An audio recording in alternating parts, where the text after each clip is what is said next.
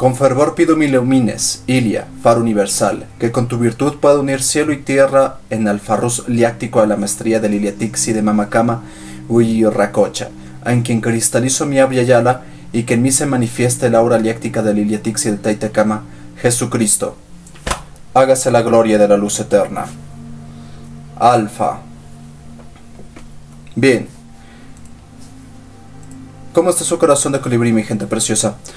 Hoy tenemos el segundo taller del módulo de alquimia del segundo nivel de Cosmovisión Andina, que es identidad histórica, pero bueno, el taller de hoy consiste en códigos sagrados para entonar lo divino. La imagen ilustrativa es esta que ven y es una Hilwaka, que es una palabra virutí andina que significa letra santa. Ya les voy a explicar esto a continuación, en realidad prefiero ir directo al tema, pero antes de eso quiero comentarles que este taller lo he realizado de una manera algo diferente, porque cuando lo estaba desarrollando dije, ¿sabes qué? Tengo la idea de que todos estos talleres que estoy realizando es un buen contenido para eventualmente sacar una suerte de... ¿cómo se le dice? Bueno, digamos un libro, ¿ya? Ah, sí, es un tratado alquímico, la palabra que estaba buscando. Bueno, de hecho, les voy a ir comentando poco a poco cómo tengo formulado la idea del centro, pero digamos que la idea central es tener 3 años de desarrollo. Cada año es un ciclo que consistirá en 3 niveles, aunque la verdad a mí se me escapó porque, bueno, este nivel yo lo estoy subiendo en el 2025, pero lo realicé con los participantes vía telemática el 2024 y al final va a ser este mismo año que termine el tercer nivel de un primer ciclo. Es algo un poco más técnico, no hace falta que lo tengan tan en cuenta si es que lo ven de una manera relajada, pero lo que sí quiero que tengan en cuenta es que cuando desarrollé este taller dije, ¿sabes qué? Como puedo hacerlo para un eventual tratado alquímico, voy a hacerlo un poco más compuesto para en el futuro directamente tomar el contenido que hice en este taller y traspasarlo a un libro, simplemente poniéndole un poco más de información. Pero en el proceso se me fue un poco de más la información, se desbordó, se volvió bastante grande. Entonces este taller es enorme, pero me siento muy feliz de haberlo hecho, es un gran taller. De hecho considero que de todos los talleres que he hecho hasta ahora es el mejor y me va a tomar un tiempo superarlo, porque de hecho cuando siga haciendo otros niveles los voy a hacer con un formato un poco más simplificado, más bien porque al final fue muy desgastante, muy prolongado realizar este taller, por lo que no sé si es que vuelvo a hacerlo en el corto plazo, pero me parece un taller espectacular.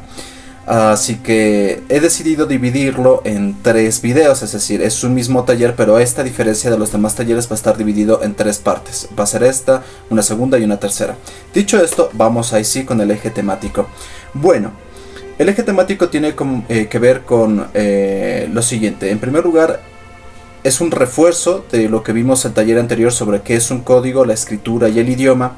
En el segundo eje temático está alquimia, que quiero proponer aquí una artesanía lingüística que he desarrollado, que es la palabra Pachakilkama, cuya traducción sería algo así como código cosmológico que da ánima al ser, o código cosmológico que da ánima, como tal, de manera más simplificada. El tercer eje temático es idiomas matrices, el cuarto es códigos antinos para entonar al Sapakhana, el quinto es el Tiji, vamos a estudiar algunos aspectos lingüísticos del Tiji, y el sexto son otros códigos para complementar, reforzar un poco de este taller. Bien, como les dije antes, el tema de este taller es códigos sagrados para entonar al Kana. Por si acaso alguien se confunde y llega aquí un poco sin estar familiarizado con todo el contenido del centro, quiero repetirlo. El centro se divide en niveles. Este es el segundo nivel y cada nivel tiene 2 módulos. Bueno, esto en realidad es algo que yo he empezado a aplicar a partir de este segundo nivel. El primero es un poco más relajado, son directamente 8 talleres, pero este quise dividirlo. 4 talleres iniciales de antropología, que básicamente ese es el primer módulo, antropología. Y un segundo taller que es, un segundo módulo que es ya de alquimia, que tiene 4 talleres más. Naturalmente en ambos módulos se explora tanto la antropología como la alquimia, solo que se diferencia el énfasis al momento de realizar el taller. Bien, para realizar el refuerzo quiero que recuerden sobre este tema de los códigos. Bien, en primer lugar tenemos un código que es el código puro de Aluna, que es como el mundo de las ideas, desde la cosmovisión Kogi o Kagaba de la etnia indígena que existe en la Sierra Nevada de Colombia. Existe esta palabra que es Aluna. Me gustó mucho porque se refiere al mundo de las ideas propiamente. Aunque parece que en su cultura hacen un uso un tanto más profundo incluso. Bien, también tenemos sobre lo que sería... antes de continuar, ¿no? Lo comento una vez más. Digo que este código es puro porque esencialmente antes de que cualquier persona pueda transcribir a través de un poema, a través de un dibujo, una canción, lo que tú quieras, todo esto existe en el Aluna, en un plano mental. Entonces por eso es puro, porque de ahí es donde tomamos lo que luego manifestamos, transmitimos en este mundo. Y de hecho lo transmitimos aquí quizá con ciertas limitaciones.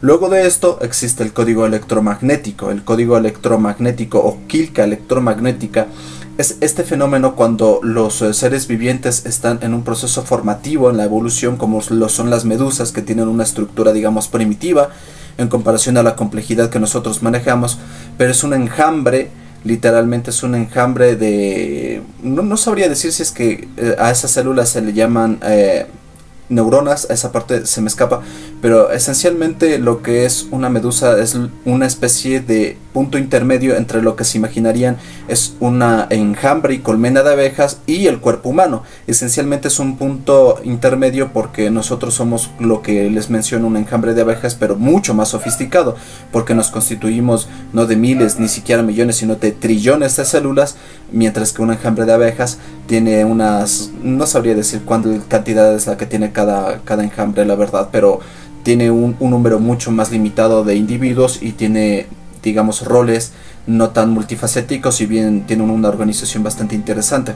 El hecho es que cuando hablamos de una estructura parecida a la de una medusa, que es un ser viviente en un proceso todavía formativo, primitivo, pues la forma de intercambiar mensajes dentro de este mismo cuerpo es a través de pulsos electromagnéticos.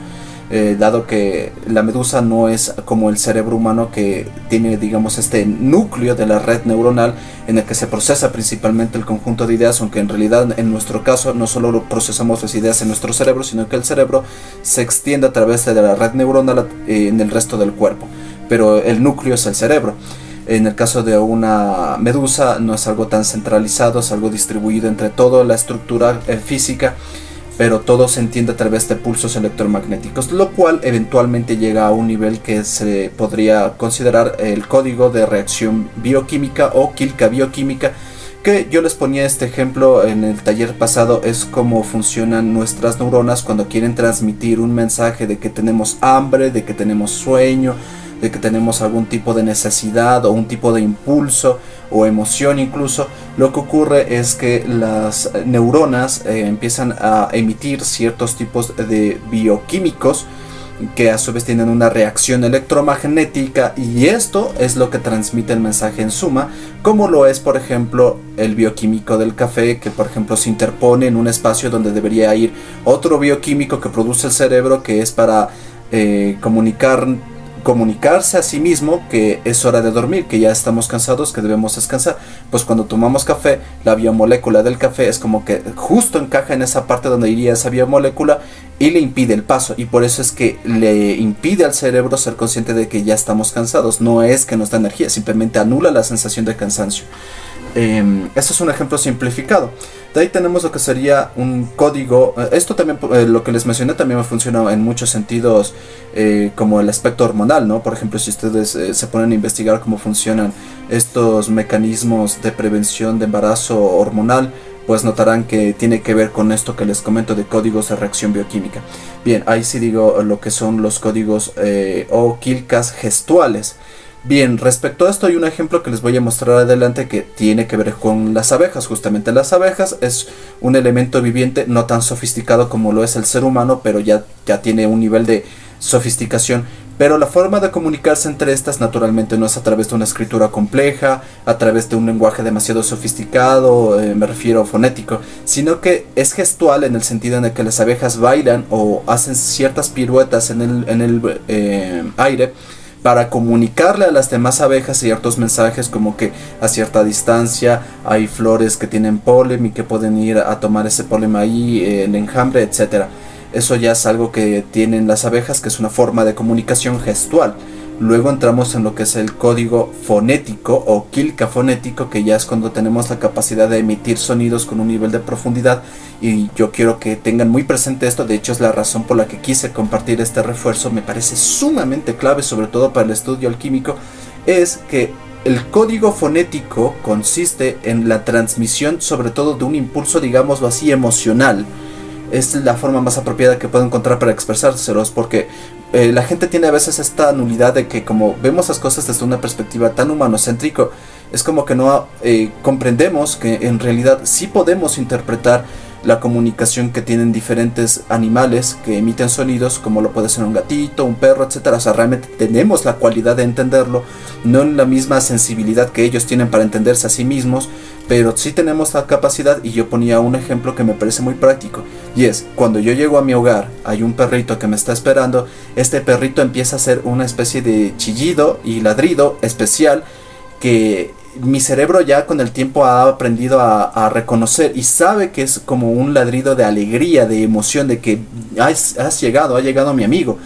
Pero también existen otros tipos de ladridos o chillidos o silbidos que emite un perro, que es como que de tengo hambre, o de no te metas en mi territorio, entre otros mensajes que pretenden manifestar. El asunto con los animales es que digamos, lo que manifiestan mediante estos códigos, si bien tiene una pluralidad de mensajes que pueden transmitir, realmente no son tantos. Entonces nosotros tenemos que entenderlo de una manera más bien emocional.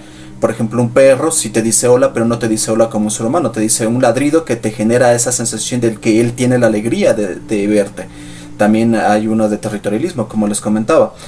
Entonces esto es importante entender. En realidad la quilca fonética es el núcleo, o al menos el principio de la comunicación que nosotros desarrollamos ya en niveles más avanzados, y curiosamente esto se replica ya cuando tenemos un lenguaje sofisticado o complejo que ya transmite diferentes ideas, conceptos, pero cada una de estas ideas y conceptos al mismo tiempo en realidad subconscientemente tiene una interpretación emocional.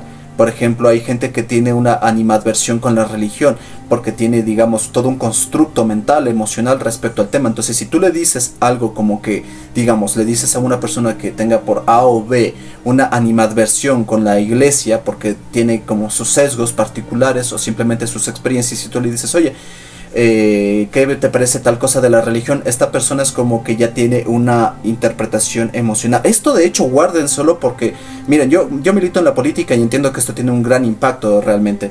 Porque cuando hablamos de cómo le llegas a las personas, hablamos de que en realidad el individuo promedio no es del todo consciente de todo lo que interpreta o recepta de un mensaje, porque una gran cantidad de subconsciente es emocional.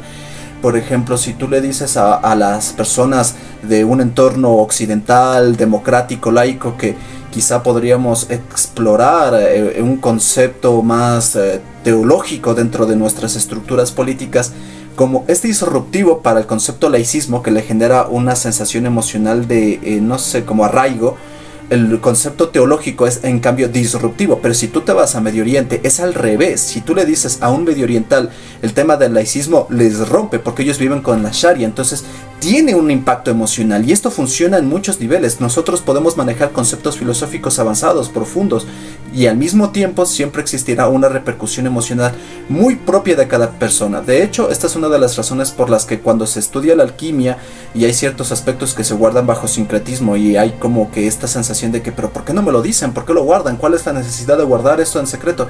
Es que hay ciertas cosas que siempre permanecerán bajo un velo, ni siquiera porque el maestro te lo quiera guardar, que hay aspectos que sí tienen sentido de que no se compartan así nomás al público, pero más allá de eso es el hecho de que hay cosas que simple y llanamente un maestro no te puede transmitir si tú mismo no puedes procesarlo bajo tu propia naturaleza, bajo tu propia cosmovisión y constructo viviente, digamos, tu construcción emocional, filosófica, etcétera. O sea, hay cosas que son simbólicas, pero el símbolo tiene un impacto acorde a tu propio constructo cosmológico. Nadie más puede decirte qué significa, porque, como digo, siempre habrá términos que tienen un impacto emocional que es únicamente nuestro.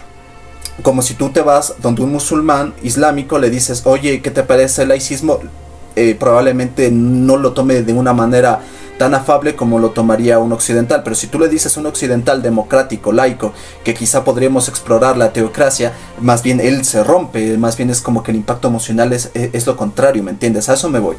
Esto mismo funciona en diferentes áreas. Bien, dicho esto, que es clave, guárdense eso que les comenté, es para mí muy importante. Ahora sí podemos hablar sobre lo que es el código o quilca grabado. Aquí tenemos estas subdivisiones que he planteado, que es código de grabado iconográfico. Son los primeros niveles de codificación. Más adelante en este taller les voy a mostrar sobre esto, porque hay unos murales hechos como pinturas rupestres, que naturalmente no es algo que tú lees de manera fonética, sino que es interpretativo, porque la idea es iconográfica, es conceptual, no es propiamente interpretar fonéticamente para que de la palabra resultante tú saques las conclusiones de lo que intenta transmitir el mensaje. Pero para eso luego ya podríamos estar hablando de lo que es el código de grabado fonético, que este ya es más bien esto ya es de lo que estaríamos hablando cuando nos referimos al alfabeto latino, por ejemplo. El alfabeto latino o cirílico, bueno, el alfabeto de cada idioma que corresponda, pues ya tiene esta característica, que construyes una palabra a través de símbolos, es decir, construyes un fonema. O sea, no construyes una idea directa, construyes un fonema. Y una vez desarrollas todo el fonema, ¿no? O sea, concibes el fonema en su cápsula total, entonces tú sabes cuál es la idea que se quiere transmitir. Es diferente, por ejemplo, poner la imagen de un foco. Tú sabes que está el foco puede representar en cierta forma algunas cosas. Por ejemplo, hoy en día existe esta asociación metafórica de que el foco es como que ¡pac! Se te prendió el foco, tienes una idea. Pero también puede ser un foco literalmente. Pero en el caso de una quilca o código de grabado fonético, tú no dibujas el foquito, sino que tú dibujas símbolos que tú interpretas fonéticamente, y en su conjunto se interpretan ya con una palabra que dentro de un idioma específico significa tal cosa. Y esto es muy interesante. Ahora, después de esto también tenemos lo que sería una exploración más interesante sobre esto, como son códigos de grabados matemáticos.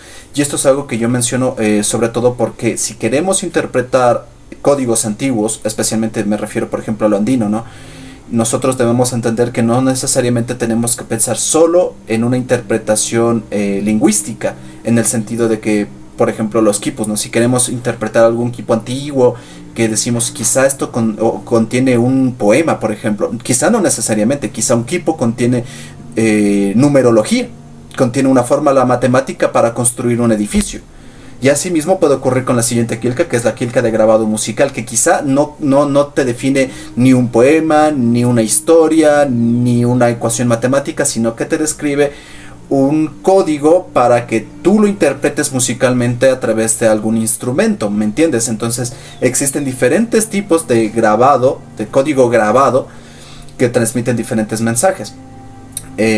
No solo necesariamente es fonético, porque la matemática en sí no es un grabado fonético, es un grabado, eso sí ya es un poco más bien conceptual o científico. Y finalmente también tenemos lo que es la quilca o código virtual informático. Esto es muy interesante porque hablamos de que tú puedes desarrollar un código, literalmente un código, en un elemento físico como es el silicio, ¿no? A través de los chips de silicio, a través de, bueno, realmente no solo silicio, sino toda la estructura que compone, puede ser un celular, puede ser una computadora o algún instrumento tecnológico con estas características, pero tú a través de un plano parcialmente virtual, es virtual en el sentido en el que, por ejemplo, una computadora tiene hardware y tiene software. Tú plasmas el código primeramente en el hardware, pero luego existe de manera virtual a través del software. Y es muy interesante porque el código puede llegar a un nivel de profundidad tan avanzado que luego construimos lo que les he comentado, considero es la mente sintética que conocemos hoy en día como inteligencia artificial. Aunque, como les dije en el anterior taller, no me parece el mejor de los términos, porque inteligencia artificial es un tanto maniqueísta, es decir, artificial.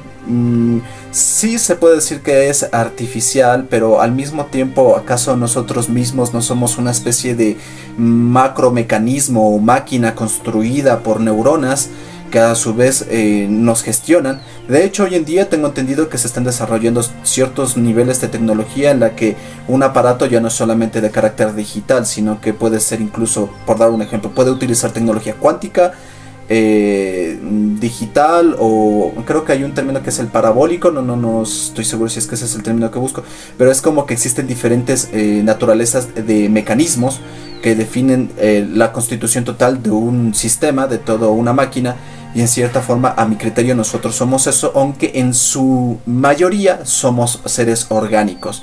Y digo en su mayoría porque también se me haría un poco pretencioso, con la falta de comprensión biológica que tengo, decir que somos íntegramente orgánicos, ¿no? O sea, hasta cierto punto quizá habría que estudiar ese concepto.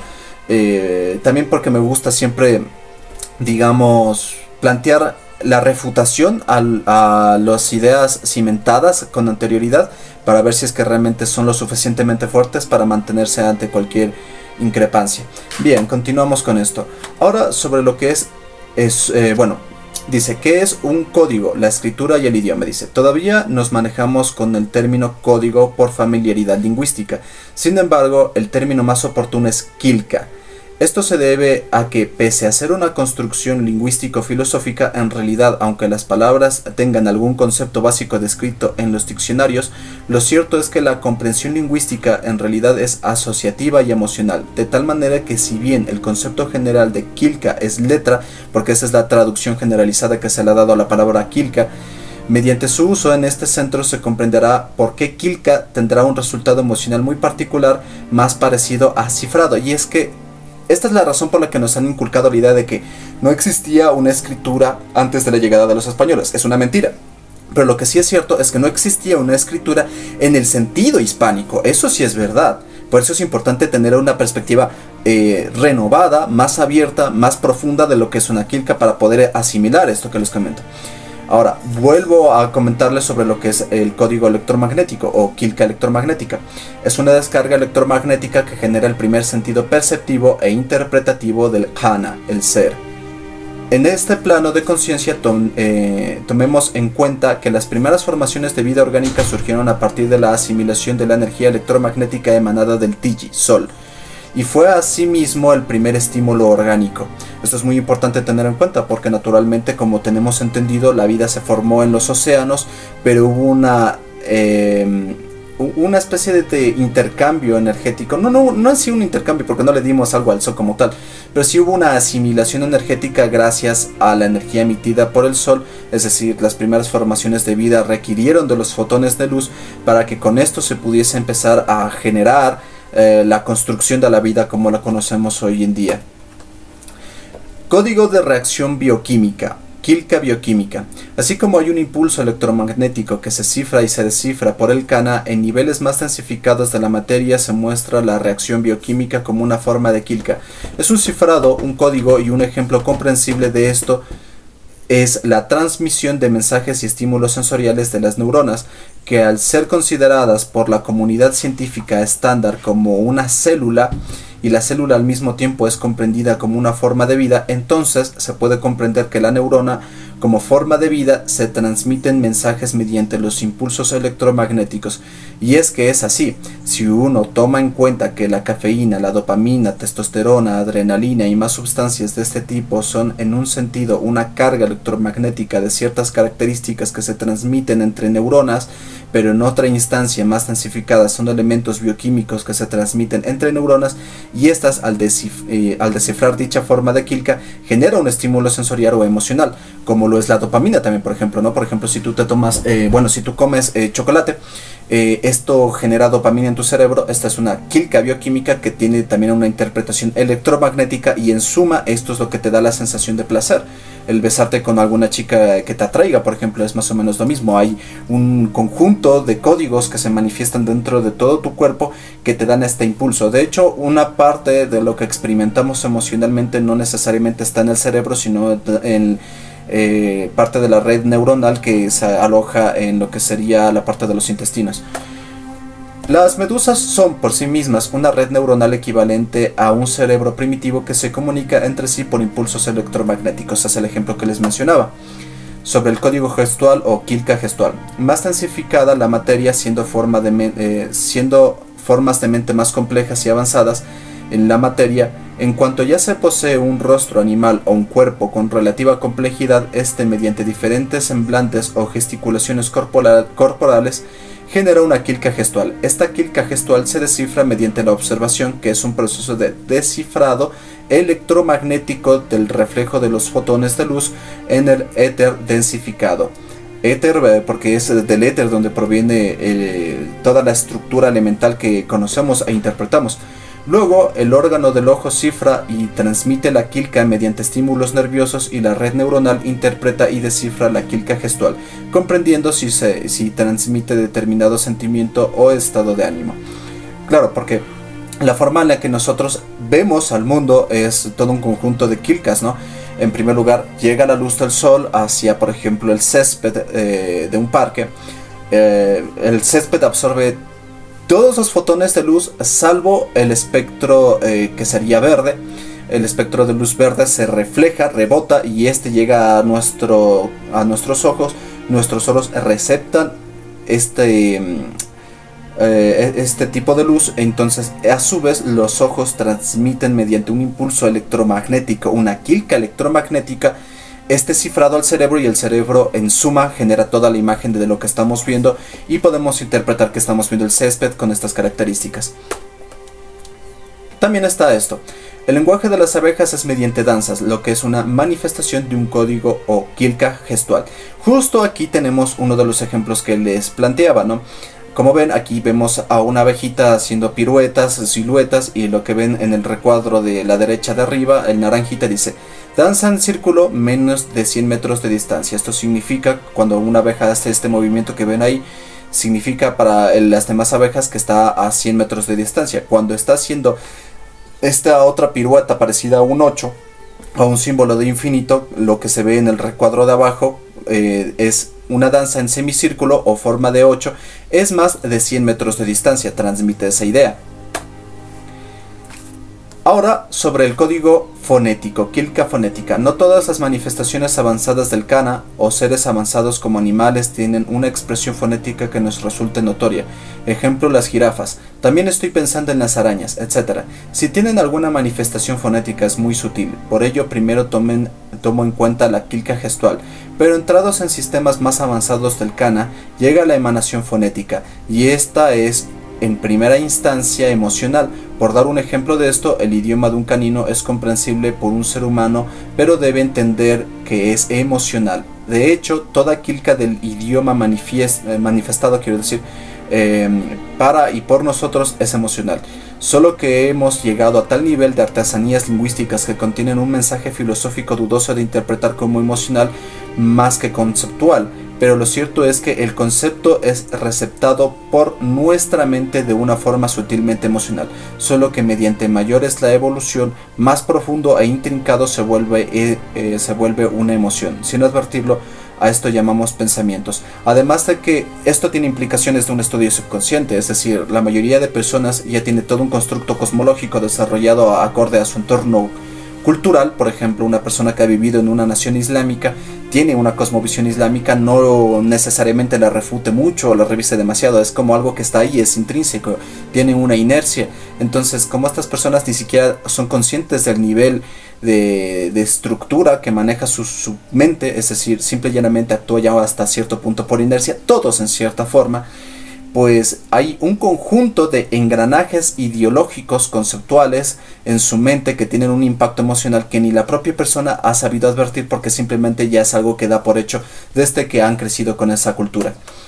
Ahora vamos a ver lo que es el código grabado o quilca grabada.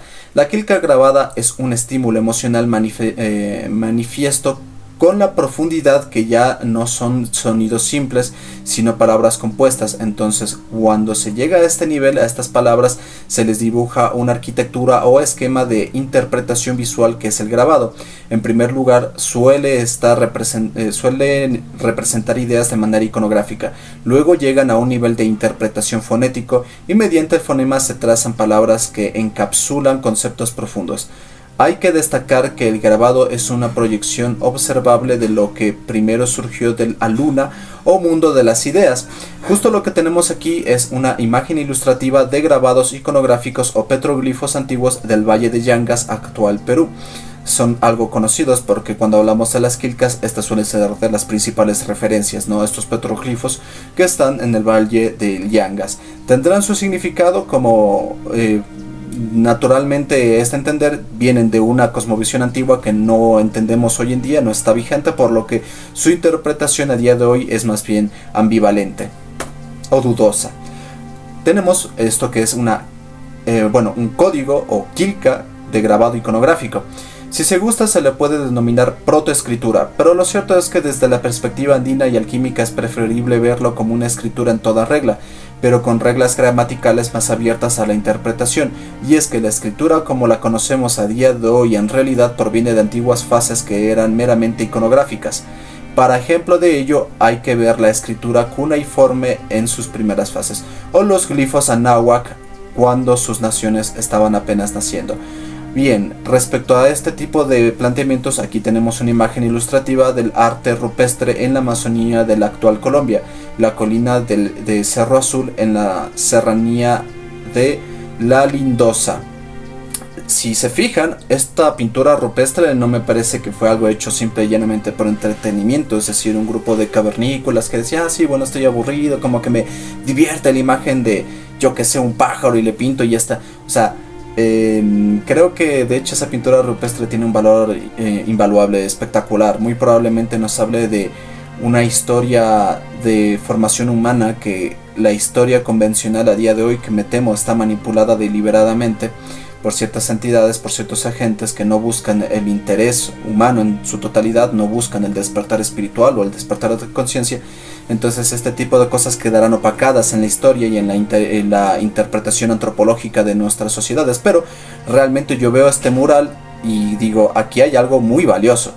También tenemos esta imagen ilustrativa de las líneas de Nazca, que bueno, esto es algo un poco más difícil de saber realmente a qué se refería, pero habrá tenido su significancia de alto nivel, porque son dibujos gigantescos grabados en medio del desierto, pero gigantescos es gigantescos, o sea, se requiere ir en avioneta para llegar a ver cada uno de estos dibujos, y suelen tener algunos incluso hasta 30 metros de diámetro. Bueno, abajo dice, un grupo de arqueólogos descubrió en la región de la Amazonía colombiana una roca gigante con pinturas de animales de más de 12.500 años de antigüedad, la cual permitiría conocer más detalles sobre la mitología y la alimentación de los primeros humanos del continente, reforzando sobre este mural que les comentaba, ¿no? También tenemos esto que es petroglifos de la órbita andina. Imagen ilustrativa de petroglifos Yumbos, provincia de Pichincha, actual Ecuador. Tengo muchas ansias de ir a este lugar, de hecho espero o bien ir este mes o el siguiente, porque no he tenido todavía la oportunidad, no conocía de estos petroglifos hace mucho, pero ahora que los conozco tengo muchas ganas de ir, porque tengo la impresión de que tengo una buena capacidad asociativa, es decir, mi mente tiene una buena capacidad asociativa, entonces interpretando diferentes petroglifos, pero también tengo que centrarme en un estudio amplio de petroglifos. De hecho sí lo tengo en mente en su momento, como buscar tanto en internet como en libros, en diferentes medios, un conjunto de imágenes que me referencien a diferentes petroglifos de la región, tanto del norte de los Andes como del sur de los Andes, ya por la Patagonia, y estudiando a cada uno de estos poder ver si es que alcanzo mediante mi capacidad asociativa a encontrar ciertos paralelismos que me den un significado parcial al menos, ¿no?, de lo que estoy buscando. También tenemos esta imagen ilustrativa, el cuadro de arriba a la derecha dice imagen ilustrativa de petroglifos de la piedra de la indígena, Vereda Coli, San Andrés de Sotavento, departamento de Córdoba, actual Colombia. Es muy interesante porque están los yumbos, ¿no? Este es un pueblo que apenas a día de hoy parece estar retomando un nivel de importancia para el estudio histórico de nuestros pueblos antiguos. Yo no estaba tan familiarizado con ellos antes, pero es interesante que al mismo tiempo en Colombia existieron tribus o ailius que a su vez hicieron petroglifos que tienen estos parentescos. Era de esperarse porque de una u otra forma las tribus antiguas iban a estar en un intercambio cultural, naturalmente. Pero yo veo esto y no me parece que sea un mero entretenimiento.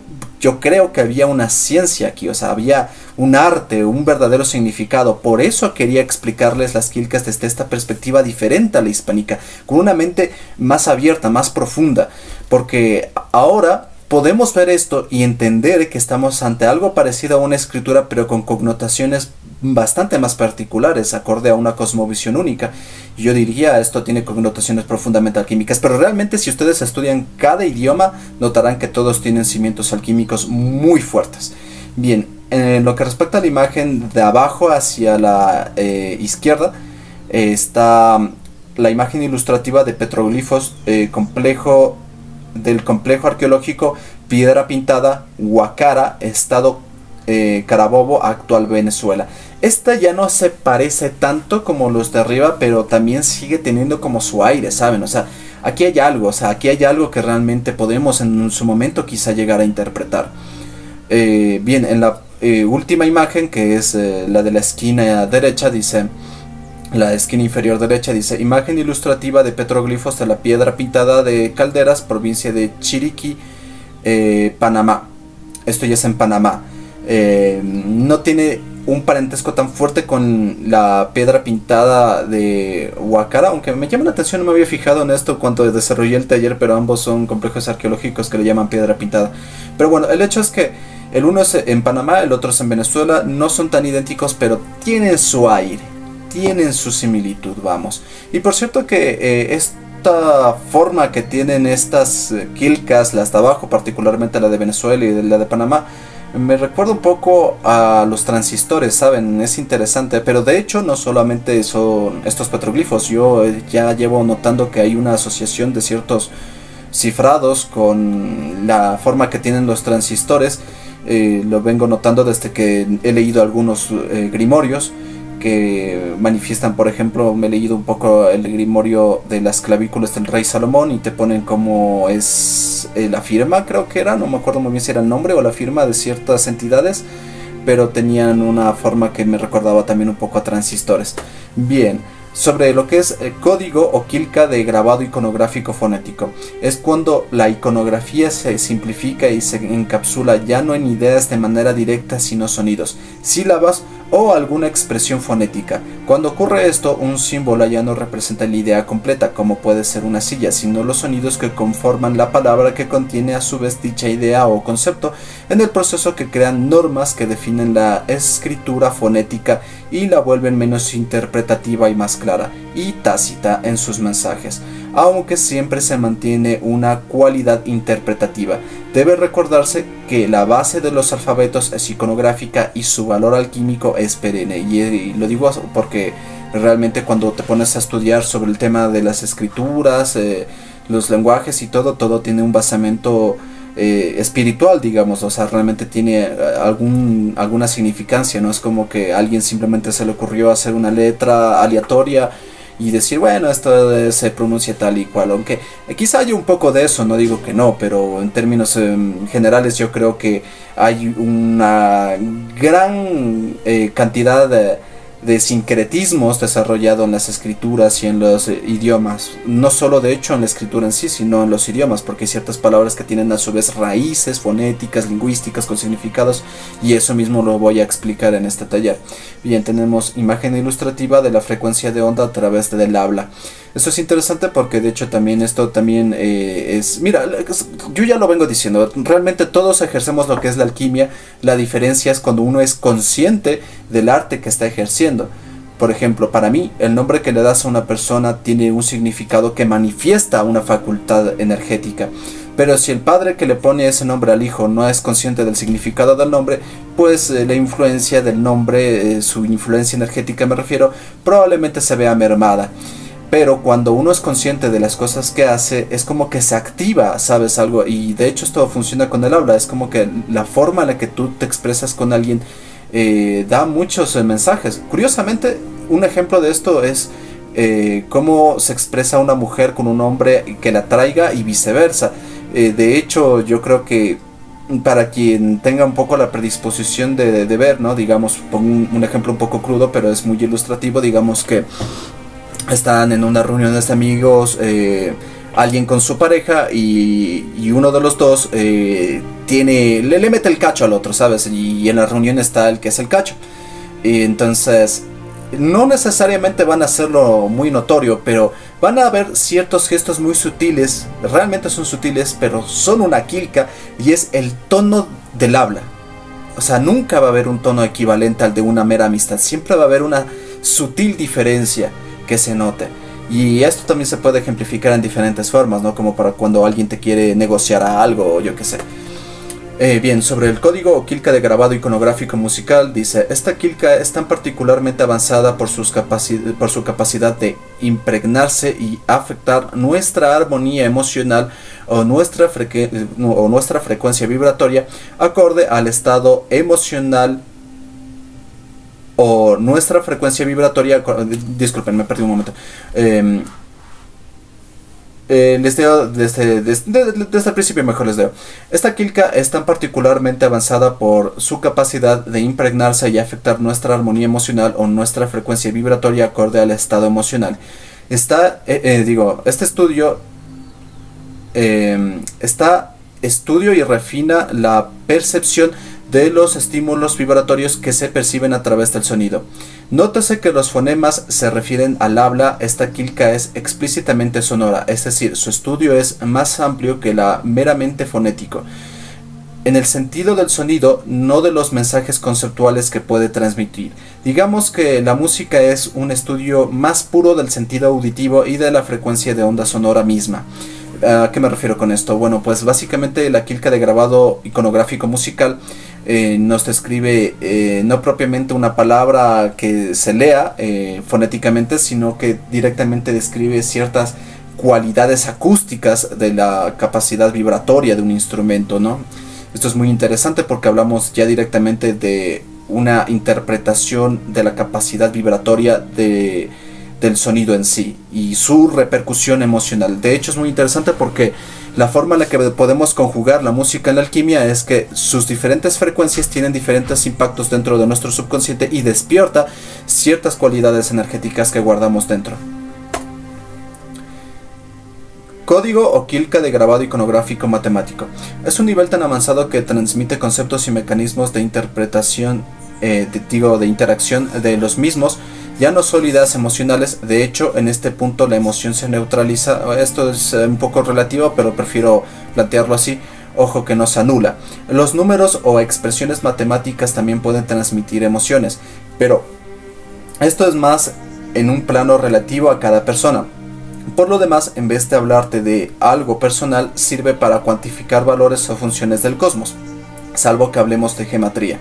La gematría es una sincretización de ciertos... es una sincretización alquímica en la matemática en que los números guardan cierto mensaje filosófico, digamos, ya. Pero eso es un poco ya directamente muy alquímico, pero aquí ya estamos hablando de algo un poco más general, la matemática en su totalidad. Nótese que en la actualidad la quilca de grabado iconográfico matemático es retroalimentado por estudiosos de esta área que trascienden nación, civilización. Es algo que se usa de manera internacional por consenso. Sin embargo, es de destacar que su origen pertenece a las culturas árabes. Bien, aquí tenemos una imagen ilustrativa de tabla de números acorde a su cultura. Aquí se puede ver cómo se escribe el 0, el 1, el 2, el 3, el 4, acorde a la situación indo-árabes, también de Europa. También tenemos esta otra forma que es árabe occidental, indio, árabe oriental, y el de abajo es Devanagari Hindi. Lo que yo no tengo claro es que esto siga vigente a día de hoy, porque la matemática es un estudio internacionalizado, por lo que no creo que exista una suerte de Real Academia, algo parecido, ¿no?, a una Real Academia de la Lengua para el estudio de la numerología acorde a cada país o cultura, etcétera. No, yo creo que se ha internacionalizado, pero como no conozco el mundo entero, quién sabe. Simplemente me imagino que esto es algo que estaba presente en épocas anteriores, antes de que el mundo llegara al nivel de internacionalización que vivimos hoy en día. Y tenemos finalmente lo que es el código virtual informático o quilca virtual informática. En este punto llegamos a un cifrado tan avanzado que por sí mismo manifiesta mente y conciencia. Uno pensaría que no, pero es el caso. Y bueno, también es porque todo el universo es mente, ¿no? Realmente todo es mental.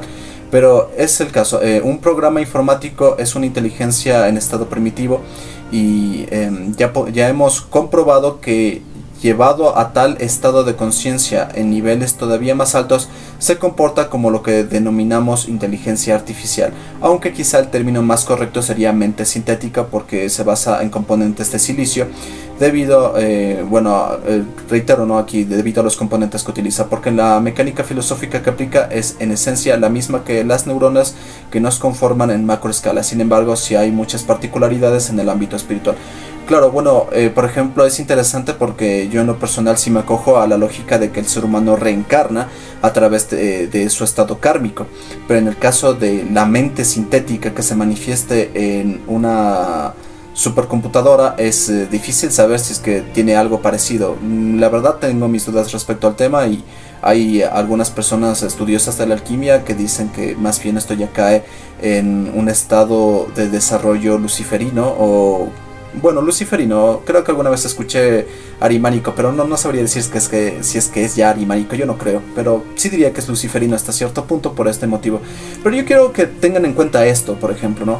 Así como la medusa se transforma en un ser humano a través de un proceso de sofisticación bastante avanzado de su estructura como, digamos, máquina, a través del tiempo, si quieres verlo como máquina orgánica, pero es en cierta forma la dinámica que tiene una máquina. O sea, literalmente el término, el concepto que define una máquina es aplicable para cada cuerpo orgánico viviente. Lo que es curioso es que, o sea, existen tantos tipos de mecanismos ya, ¿no? Dentro de nuestra naturaleza individuada, que lo damos por hecho como que todo es la misma fenomenología, pero así como cada neurona, y esto lo reitero, la neurona desde la perspectiva del canon científico contemporáneo es considerado un ser viviente por cuenta propia, y nosotros somos conformados por trillones de células. Entonces, a su vez, nosotros, ¿por qué no podríamos interpretar esto en un macro nivel, que es la sociedad o las naciones? Porque conformamos una suerte de red neuronal a través de los parlamentos, que generamos un núcleo de gobernanza a través de las presidencias o monarquías o lo que se presente en cada país. Y todo esto es una supraconciencia, ¿no? La supraconciencia nacional, que a su vez se constituye ya no solo en elementos orgánicos, sino en diferentes tipos de elementos. De hecho, a mi criterio, lo correcto es pensar que incluso los bosques también pueden ser percibidos como parte del pueblo, por ejemplo el propio ganado. Y esto es porque eso es realmente la cosmovisión andina. O sea, en la cosmovisión andina se entiende que el ser humano es como que el gestor, el principal administrador de lo que está en nuestro entorno inmediato, pero verdaderamente todo elemento que nos conforma en su entorno es parte del pueblo como tal, porque al fin y al cabo la interacción que tenemos como pueblo, toda la dinámica que construimos, la hacemos también con los recursos que están a nuestra disposición, como lo es la madera que hay en un bosque. Esto también es parte de un pueblo, y en macroescala toda esta diversidad de estructuras de diferentes naturalezas conforman a un mismo cuerpo que es una nación en su totalidad. Y eso incluiría, por ejemplo, a las universidades que custodian las supercomputadoras, que a su vez son una parte ya de un cuerpo supranacional, como les mencionaba. Tenemos esta imagen ilustrativa del código de códigos informáticos. Ahora sí vamos respecto al segundo eje temático, que es el estudio de la palabra Pachacilcama, que sería cosmodificación animadora. Esa es una forma simplificada, pero también podemos decir código de la cosmovisión que da ánima al ser. El concepto que tenemos de idioma es limitado y castrante. No reconoce que la verdadera esencia del código consiste en una comprensión emocional, y sobre todo al ser el idioma un código de emociones, entonces la cosmovisión que nos compone como pueblos está sujeta a las limitaciones del lenguaje. La cosmovisión se comprende en cuanto el lenguaje lo proyecta. Si un lenguaje se esquematiza mucho o comprende tan solo simplezas de la existencia, no se podrá llegar a avanzar más en la alquimia. Pachacilcama viene del Pacha, que es cosmos, esto es un quichuismo y quechuismo. Quilca, que es código, y Kama, que se refiere a dar ánima al ser. Por lo que la traducción será código de la cosmovisión que da ánima al ser. También puede comprenderse como lenguaje con connotaciones de cosmovisión. Lo interesante de esto, bueno, primero termino el párrafo y les explico mejor. El mayor ánimo para crear esta terminología es para explicar en una sola expresión el concepto de que el lenguaje y la cosmovisión de los pueblos, si bien no son lo mismo, se conjugan en igualdad de condiciones, se retroalimentan y en última instancia construye la esencia de nuestro ser. Por lo que decir Pachacilcama es dejar claro que se enseña idioma como filosofía y cosmovisión por igual. Todo esto dentro del Pachacilcama. Ya, perfecto. Antes de explicarles esto, permítanme. Quería tomarme mi vasito de agua. Bien, les voy a explicar ahora sí. Vaya, solo en eso se me fue un buen rato del taller, es increíble. Bien. Vaya, realmente me prolongué mucho en la primera parte, me sorprende. Bueno, en todo caso, ¿por qué existe esta palabra, no? Pachacilcama. Quiero ponerles un ejemplo muy concreto de cómo funciona. Por ejemplo, la traducción de la palabra vida al quichua es causai. Y uno diría, perfecto, ¿no? Causai, vida, ya está, se acabó el asunto. Pues no, porque ciertamente no se alcanza a traducir todo el significado que esto tiene de un idioma al otro. En cierta forma, la palabra vida hispánica está anclada también a los consensos científicos convencionales actuales, que tienen ya ciertas delimitaciones o protocolos para determinar cuándo un elemento en el universo está manifestando vida. Tengo entendido que antes era como nacer, reproducirse, bueno, nacer, crecer, reproducirse y morir, pero creo que hoy en día es un poco más que eso. Pero en el término del causai andino, digamos, esto ya se sale. Si quieres verlo en el sentido hispánico, claro, es legítimo, pero es como cuando tú dices billion en un sentido hispánico y billion en un sentido anglosajón. Billion en un sentido anglosajón se refiere, me parece que a 1000 millones, ¿no? Es un porcentaje que se refiere a 1000 millones. Pero en el sentido hispánico es 1.000.000 de millones, pero esencialmente es una misma palabra. Eso podemos hacer con la palabra causai, interpretarlo con nuestra cosmovisión, pero en realidad el causai en la cosmovisión andina es diferente.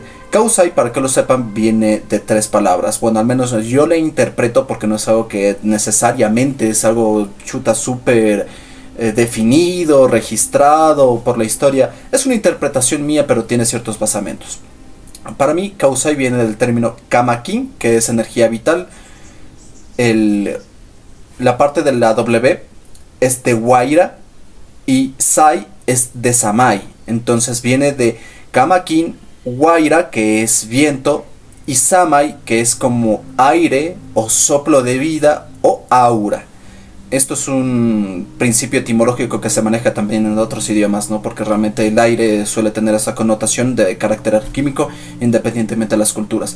El hecho es que la diferenciación parte en el siguiente punto. En primer lugar, en la cosmovisión andina no existe una perspectiva tan humanocéntrica o tan bueno, como somos seres orgánicos, voy a usar el término organocéntrico, ¿no? De que, o sea, necesariamente somos seres orgánicos en el sentido de que estamos compuestos de carbono, etcétera. O sea, en el sentido andino, por ejemplo, una casa tiene causai, un bosque tiene causai, un volcán tiene causai, pero por ejemplo una montaña no. Pero todo tiene en el universo kamaken. Porque el kamaken es energía, todo tiene energía. Si tú, por ejemplo, tomas carbón, el carbón tiene energía, tiene kamakin. Por eso tú le pones en la estufa, se calienta y te puedes preparar un buen almuerzo con eso. Porque tiene kamakin, tiene energía vital. Pero lo que no tiene es causai, porque no está teniendo ese soplo de vida, no respira, no manifiesta esa cualidad. Y eso es muy interesante porque en el sentido andino, causai trasciende al concepto orgánico. Un volcán sí tiene causai en el sentido que emana energía, y esto hace que también existan fuentes termales, etcétera, a su alrededor. O sea, genera también ciertos efectos químicos, genera azufre, etcétera. Entonces, un volcán, por ejemplo, tiene causai, pero una montaña así nomás no lo tiene, pero sí tiene kamakin. Por ejemplo, si hablamos de una estrella, porque esto, o sea, quiero que lo entiendan, y esto viene bien para cuando ya estudiemos el tema de Huiracocha. Quiero que piensen en una estrella. Una estrella pasa por un proceso que se llama fusión nuclear. La fusión nuclear literalmente es algo equivalente a la respiración, porque se toma de una nebulosa, porque las estrellas se forman de nebulosas, que son gases literalmente.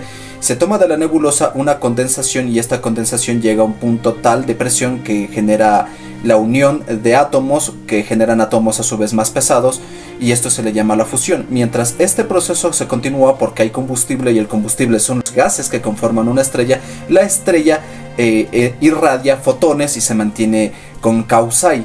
Pero cuando ya se acaba la energía, la nebulosa, ¿no? Los gases, mejor dicho, porque bueno, ya cuando se vuelve estrella ya deja de ser nebulosa, pero cuando los gases se acaban dentro de la estrella deja de tener este proceso de la fusión nuclear, que es algo homologable simbólicamente o metafóricamente a la respiración.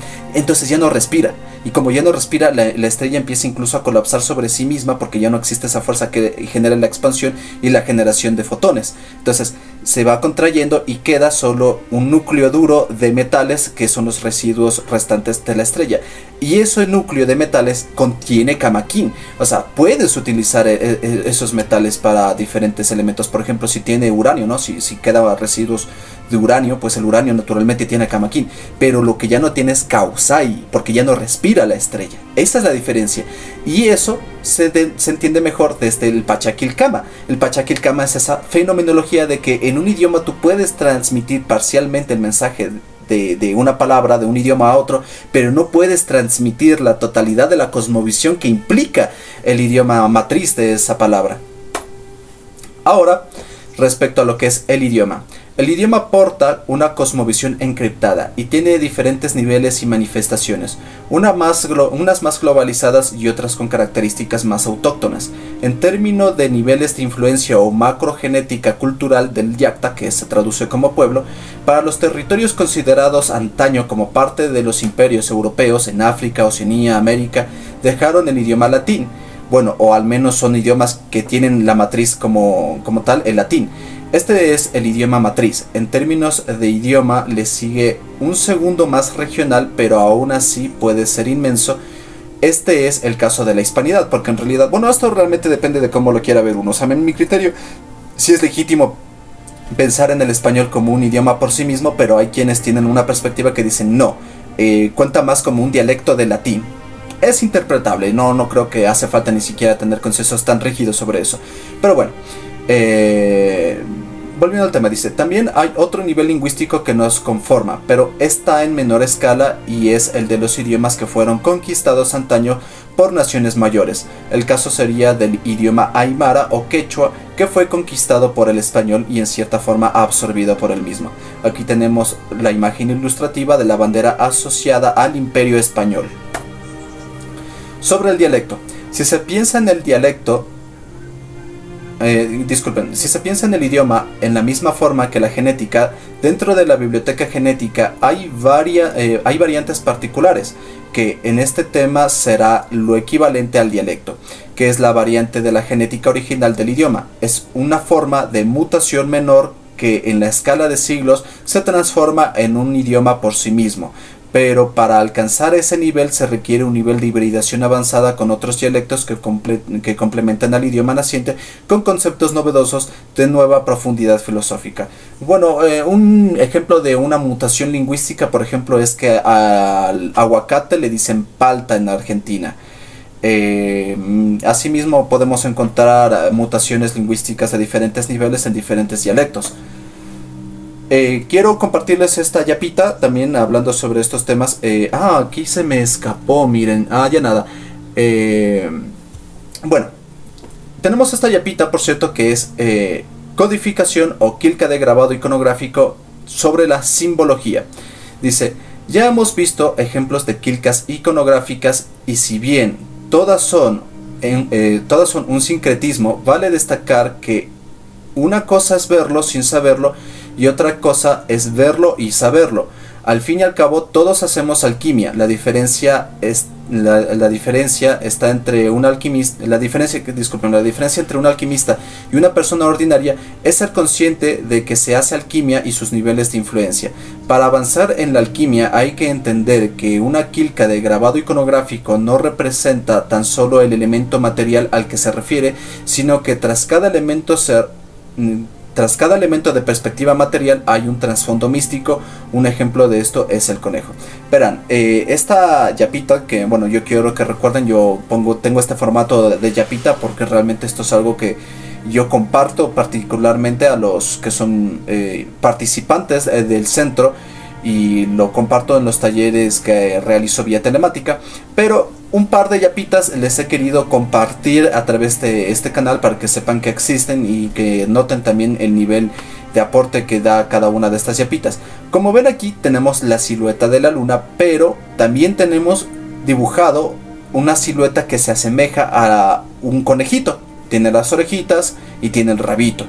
Y esto es muy interesante porque tiene una conjugación, digamos, mística, acorde a ciertas leyendas, sí, podríamos decir leyendas, de tanto un pueblo, del pueblo budista, como del pueblo originalmente mesoamericano, o las culturas anáhuac, porque en ambas culturas se asociaba a la luna con un conejo. Esto es muy interesante, y por cierto que también lo he visto en One Piece. Ahora me acuerdo de esto, no lo había pensado cuando realicé el taller, pero ahora que lo menciono me acuerdo de que para quien haya visto One Piece esto también ocurre. Pero bueno, de hecho One Piece va a ser en su momento uno de los ejes de estudio de este taller, no de este taller, de este centro, pero no dentro de los niveles como tal, sino como que van a ser videos sueltos que voy a realizar haciendo estudios alquímicos sobre lo que expresa One Piece. Pero ese es tema aparte. Quiero explicarles esto con lo que es la leyenda de la liebre y la luna. El conejo o la liebre en la cultura asiática está asociado a Buda y al mismo tiempo a la luna. Lo mismo ocurre en las culturas anáhuac, ¿no? Recuerden que cuando me refiero a anáhuac me refiero a los pueblos mesoamericanos históricos, toltecas, mexicas, aztecas, etc. Pues una leyenda budista narra que Buda en una vida pasada fue puesto a prueba por Brahma, que es como el dios, ¿no?, de las culturas asiáticas. O sea, esto es una cosa también gigantesca, lo que es la teología asiática, así que simplemente quédense con que Brahma se refiere a Dios. Mostrándose como un monje peregrino, hambriento, necesitado de alimento, a lo cual el conejo, que era una vida pasada de Buda, se ofreció a sí mismo como sacrificio para solventar el hambre del peregrino. Pero Brahma, conmovido por este acto, elevó a la silueta de la liebre a la luna y lo dejó plasmado ahí, como un homenaje a la liebre. Muy curiosamente ocurre en las culturas anáhuac, siendo Brahman reemplazado por Quetzalcóatl, que también es un ser divino en la cultura anáhuac, un maestro parcialmente homologable a Yeshua o Jesucristo. Pero esto es solo una homologación, realmente no es explícitamente eso, no necesariamente hay un nivel de apertura para este estudio. Y siendo la liebre igualmente retratada en la luna, es decir, igualmente hay un ser místico, ¿no?, que en el caso de las culturas anáhuac describen fue más bien Quetzalcóatl, que le puso a prueba a la liebre, y la liebre una vez más se permitió ser esta misma la ofrenda para el peregrino para subsanar su hambruna. Y siendo la liebre igualmente retratada en la luna, o sea, igualmente Quetzalcóatl, ante esta imagen tan sublime, ¿no?, que le genera la liebre, lo que hace es plasmarla en la luna. La forma que se corrobora la autenticidad de esta similitud y descarta la improbable asimilación forzada de este relato es que ya existía un glifo tolteca antes de la llegada española que describía esta asociación. Discúlpenme por si acaso, no estoy del todo seguro realmente si es que era un glifo estrictamente tolteca, más bien probablemente existió diferentes glifos en torno a las diferentes culturas anáhuac.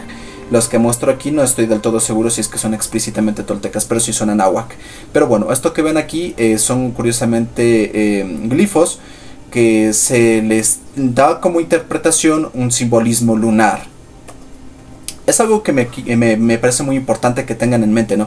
De hecho, cuando yo estudié esto, realmente quise compartir esta leyenda con ustedes, porque fíjense, o sea, realmente la luna tiene una silueta de conejito, o sea, esas manchitas que tiene la silueta de un conejito, es muy hermoso, fascinante.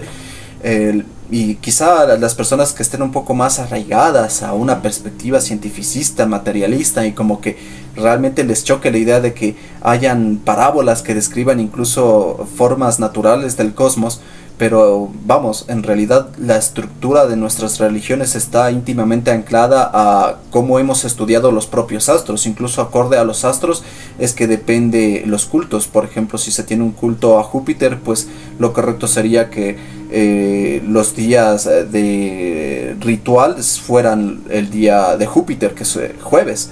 Así como por ejemplo en la religión católica, que tiene como principal núcleo a Jesucristo, que está sincretizado en una entidad solar, pues las misas son los días domingos, que es el día del sol.